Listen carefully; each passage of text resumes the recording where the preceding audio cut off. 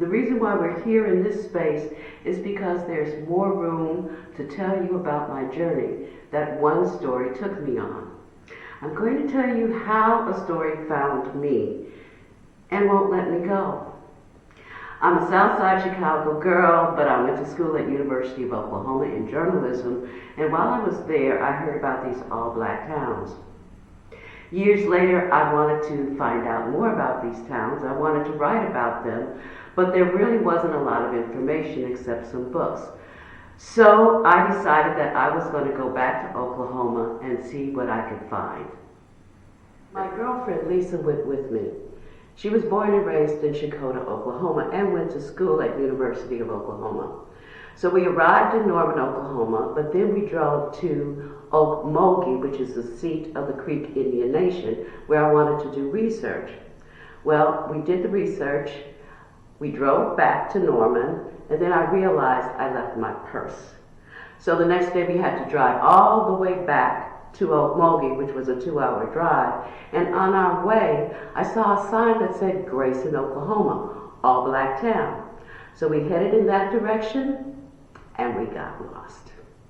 But then we found a junction where there was a gas station / barbecue place / laundromat, and there we met a man who said he could take us to Uncle Felix, who was the oldest person in Grayson, and maybe Uncle Felix would have something to say. And he did. I retrieved my purse, came back to Detroit, began writing, and wrote a 3-part miniseries, which a production company wanted to option.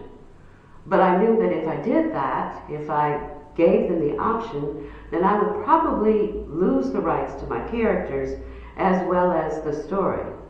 So I decided to use the miniseries in order to write a 3-part book. And you know something? The book still isn't finished. I wanted to get a grant so that I could go back to Oklahoma to finish the book, but I didn't get one. So years later, I wrote another grant for a documentary. This time I got it. Unfortunately, I had no visuals for the documentary. I had an interview that I had done with Marcellus Williams because he grew up in the all-black town of Tallahassee. These 2 books of poems were written by Naomi Long Madgett. Her great aunt had worked in Oklahoma. She had been a teacher in Guthrie. So I went to Naomi, who was the poet laureate of Detroit, and asked her if she had any artifacts or any stories about the all-black towns. She said she didn't, but what she did have was a videotape. And on that videotape was 16mm footage of black towns that I know no one had ever seen. I had my documentary. So Mitch Piskey, the cameraman, and I went on a whirlwind tour of some of the black towns. We went to Redbird, Summit, Vernon, Grayson, Langston, Bowling. Echoes Across the Prairie became a 15-minute documentary and won an award. The original footage is now at the Smithsonian. I tried to get money for a longer piece, but that didn't happen, so I put the documentary aside. So now I had a documentary, I had most of the book written, I had a mini-series, and all 3 of them were Echoes Across the Prairie. That was their title. But I didn't know what to do with it.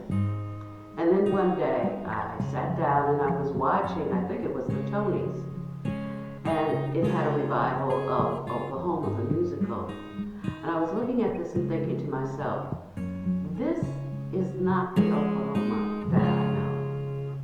So I decided to write my own musical about the Oklahoma and the all-black towns. And what is it called? Well, it first was called The Nicest Little Negro Town West of the Mississippi, but then my dramaturg told me that was more like a title of a song. So I named it echoes across the prairie.